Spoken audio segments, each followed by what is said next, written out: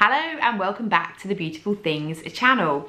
Now, this video may or may not interest you, so I'm going to explain it to you first so you can choose whether you watch it or not. Later in March, I am going to be visiting a lovely little town or village, I think it probably is, in the Netherlands called Utrecht.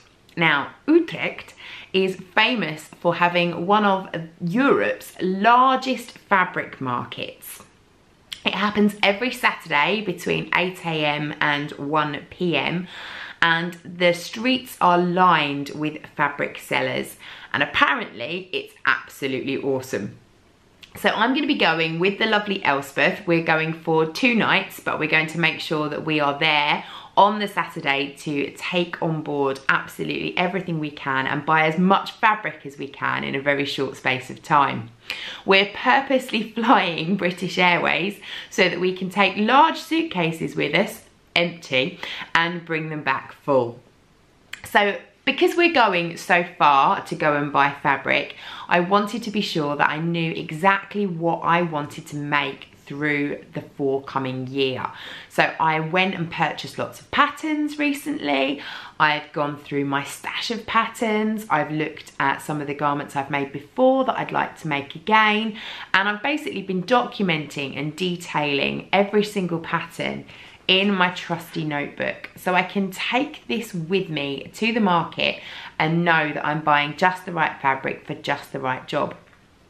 So what I thought I'd do is talk you through all of the things that I would like to make at some point. I'm not going to say this year, but at some point, and the fabric that I'm hoping to buy for them. So it's basically going to be me rattling off a load of patterns, showing them to you, telling them about you, telling you the requirements, and then leaving it there. So you may be interested, you might not, you might watch some, you might tune out, you might skip through. But I wanted to put it out there for you to be able to see if you were interested. So firstly, let me talk to you about my notebook and how I have documented this. So what I've done for some of the things that I've made before, I've just made some notes. For some of the things that I haven't made yet, I have either photocopied the pattern, if I own it already, and cut out some pictures, or if it's a PDF pattern that I've purchased, then I've just printed off a picture and stuck it in. And yeah, basically that's what I've done. And I've gone through and I've taken my measurements, I've decided what size I'd like to make, and I've made a note of the fabric requirements that I need and any notions and anything else alongside it. So I know there's planners and things that you can do this in, but I don't want to be carting that round the market with me, so a simple exercise book did the job. So let me show you first of all the paper patterns that I've got. So some of these have come from stash, some of them I've done previously. This is a stash one. This is the Adele Dress, and this came free with Simply Sewing magazine. It's a cotton dress. You can see it's got pleats here and it's got big pockets. It's quite similar to the Tilly and the Buttons Bettine, but I just like the fact it's got the pleats, it's got a bit more structure. I think it'd be nice for summer. So that one, a nice drapey fabric of some sort. Next up is a Macaws Pattern. Again, this came free with Love Sewing. Someone came into the studio a few months ago and donated me a load of magazines and all the patterns, which was brilliant. So I've been through the packets. So this is a Macaws Pattern. It is M7381. I really like this one that's on the front. This has got like a little tie here. But I also really like this one. I think this has got a kind of retro 70s vibe to it. So I've got the fabric requirements for both versions. So again, something really nice and drapey. I've had a request to do a class on waistcoats for men. So I've picked up a really simple simplicity pattern. It's 1506A. I really like this tweedy version here. And the nice thing is it's for chaps, and they call it, it's quite funny, they call it husky boys. So I'm assuming teenagers. So I'm going to make one for Mr. Mac and one for my Tom, and they can have matching waistcoats, which I thought would be quite nice. So again, I'm looking for something pretty much like in the picture here. I really like this kind of tweedy grey, and Mr. Mac's got a jacket that's the same kind of colour, so it'd be quite nice to have a bit of a two-piece. So that one. I want to make another marigold, another Tilly in the Buttons marigold. I love my jumpsuit. I wore it loads last summer, so I'd like to have another one of those. I want to make another Mathilde. Now, I made a Tilly in the Buttons Mathilde as one of my very first garments. It must have been, ooh, I don't know when this came out. Probably about 4 years ago. I know I was twice the size I am now. And I know I don't have it anymore. And it was one of the first things I ever made, and I really, really liked it. But I've seen a version of this. I'm going to try and pop a picture up here. I've seen this version on the Tinterweb. I will run a note along the bottom as to what blogger it was, because I can't remember off the top of my head. But I've seen this version, absolutely love it. It's kind of a really simple grey floaty version, and I love it. So that's what I'm looking for. So if I don't find that fabric, I'm not buying it. So that's all of my high street patterns, or my packet patterns, so to speak. But I have also been on a bit of a pattern splurge on the Tinterweb. Naughty me. I thoroughly enjoyed working with my overlocker and making jersey garments over the last few months. So I wanted to find some more jersey patterns that were fun and funky and that I could utilise all my little odds and sods for. I like mixing them up a little bit. I've been recommended 2 companies, Ellie and Mac and Made for Mermaids. So I went and spent inordinate amounts of money on their websites. What both companies do, which was very dangerous, is they both do mum and daughter patterns. So it means quite a few of them, both Izzy and I, can have either matching or similar garments. So let me take you through what I've bought, and also I'm going to show you how I organise them. So what I do is I have downloaded all the files.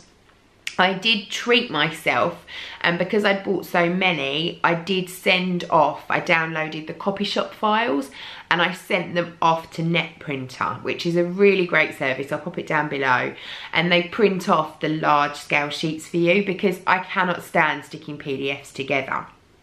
So I did that. I think I sent off about 7 or 8, and it was about 14 or 15 pounds in total. It's about £1.50 a sheet, so I don't think that's too bad. The cost of an indie pattern, and well worth doing. So I've put that in one of these zippy uppy plastic pouches, and then I've printed off the instruction section of the PDF. But I'm really meticulous about what I print off. I don't just print off all of the instructions, because quite often, especially if you've bought patterns from the same company, they will include a terminology sheet, a stretch fabric sheet, how to take your measurement sheet, all those sorts of things into the instructions. And I don't need that information because it's in my head, or perhaps I might only need it once. So I might print it off once, but then I won't print it off again. So I'm quite meticulous about what pages I print off. I go through the PDF and I literally print off the fabric requirements, the measurement chart for that particular garment, a picture of the garment, so normally the front cover of the pattern, and then just the makeup sections of how to make it up. And I put those instructions in here. So what you will need to do when you download them is you'll need to download the Stick It Together version as well as the copy shop version, because the Stick It Together version is where you'll find the instructions. So I hope that helps. So this one is Made for Mermaids. It is the Marmot Ella top. In fact, I'm going to show you the picture from my book because that's in colour.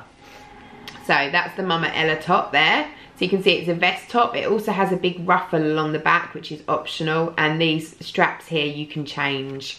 So there's lots of different variations, but I want to make that version there. It's just a basic tank top that I can wear throughout the summer. The next one that I've got, also from Made for Mermaids, is the Cassie Peplum and Dress, and that is in the child's size. So that's this. So you can see it's got these little hidden shoulders, cut out shoulders, a nice floaty. Again, there's lots of versions for that. There's a dipped hem, or you can do it as a top with a peplum, or you can do it as a dress. So lots of different versions. But what also you can buy is the 18-inch doll pattern. Now, my Izzy absolutely loves her American Girl dolls, 18-inch dolls. They scare the hell out of me, but she loves them. So how cute that I can use the scraps from her version to make a matching one for her doll. I'm a good mum. Another one from Made for Mermaids. I've got both the adult and the child version of this, although at the moment I only want to make the child version, is the Duster cardigan. So that's here.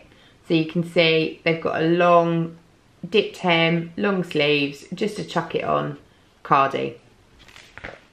So I have purchased the adult version as well, and I have had it printed, but I haven't bothered putting it in my book because actually I don't really particularly like it at the moment, and I've got something similar that I want to try first. The next 3 patterns are by Ellie and Mac, and again, really nice company. They do 2 different sizes. The first one is the Sugar and Spice poncho pattern. So you can see it here. It's a really simple poncho, but it's got a lovely big cow neck, which I really, really like. And it's made from knit fabrics, and it's mum and daughter.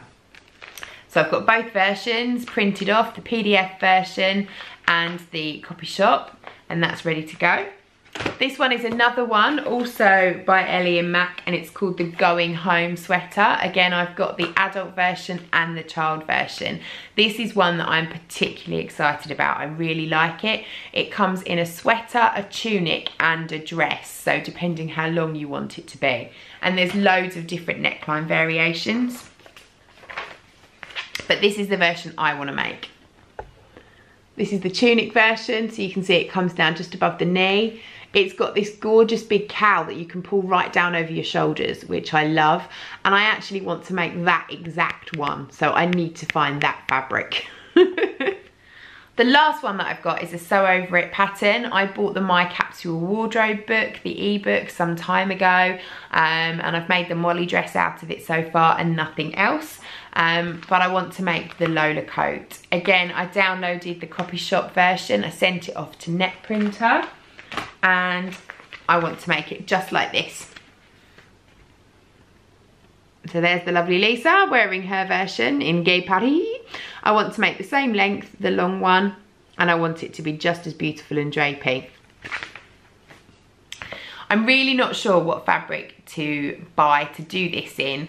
I've Googled to my absolute utmost, and loads of people have made different suggestions to me, but I know that I don't want it to be a really heavy coat wool because it needs to drape.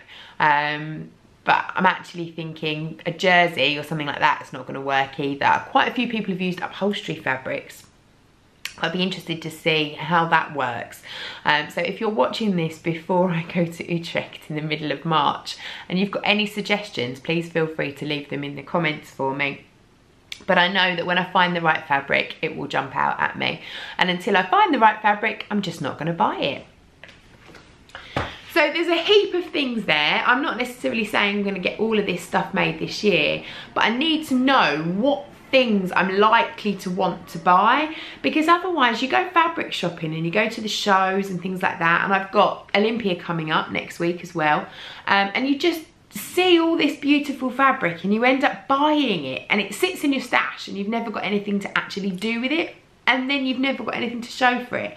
And to me, that's incredibly wasteful. So I don't actually have a massive fabric stash. I'm really quite good. I will have a massive fabric stash come the end of March, but I will know what I'm going to be doing with it, and that's what's great. So I can simply keep this lovely little book as my Bible in my bag. It takes up no space whatsoever. I'll take it with me to Olympia next week, and I'll take it with me to Utrecht, and slowly but surely I can start to tick off the garments in this book. So I hope that this video has A, interested you, but B, given you some ideas of things that you might like to make, and C, helped you get a little bit more organised in your head and maybe in your stash with what you buy and what you buy it for.